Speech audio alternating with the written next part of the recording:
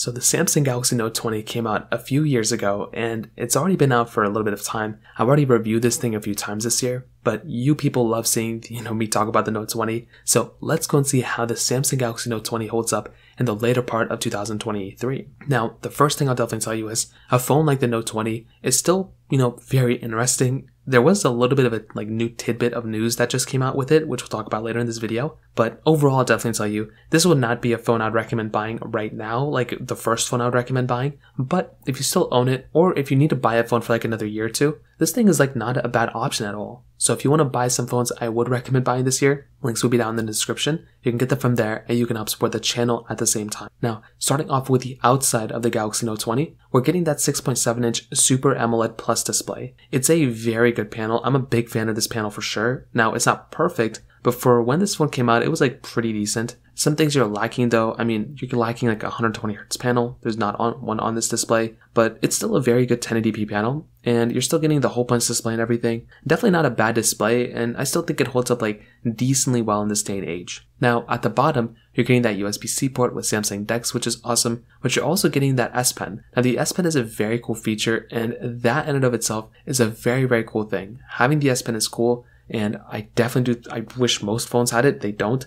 But, it is what it is. What are you going to do about it? Now, on the back of this phone, you do have a frosted plastic back. Now, having a frosted plastic back I think is great, and I think once again having this type of capability is very, very cool. You're getting that triple camera setup, no glass back, but again, I think there are some advantages for plastic backs now that I kind of think about it, but I still prefer glass backs to be honest. Wireless charging, reverse wireless charging, lots and lots of cool flagship features that the Note 20 still has, but I would probably tell you that overall, the newer phones definitely are giving you a much different, better experience, and those are definitely the better devices I would look at more so than this thing. So kind of keep that in mind, but that's kind of how I feel about the Galaxy Note 20, at least on the exterior. Camera-wise, triple camera setup on the back, 12 megapixel wide, 64 megapixel telephoto, then a 12 megapixel ultra-wide camera. You're also getting a 10 megapixel wide-angle camera on the front. Very solid camera on both sides. And I do think, once again, that in and of itself is a very, very cool thing. Having this type of camera I think is very solid, and just that perspective alone is a very cool thing for sure. Now with a device like this, I definitely do think at 4K at 60 on the front is still very good. Having 8K on the back is still insane.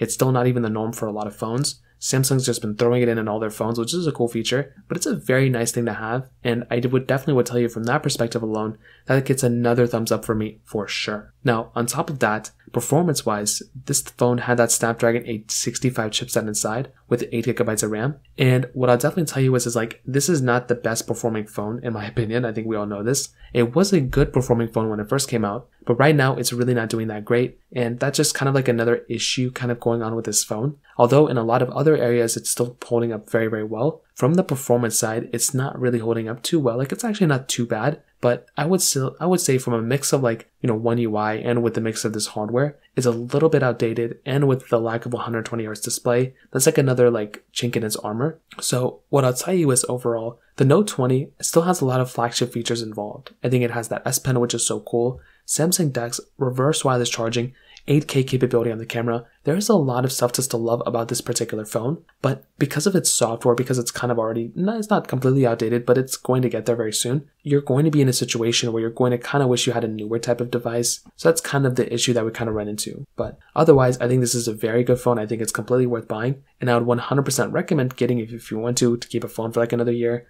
But I'd recommend going for something like the Galaxy S21, the S22, the Ultra model or Plus models of those devices would be much better than this particular one. So in terms of that kind of covers it up there. If you have any other thoughts or questions, let me know in the comment section below. Hit the like button, that would mean so much, but definitely hit that subscribe button. More importantly than everything else, I love every single one of you guys. Hopefully I'll catch you guys in the next video. Peace out till then.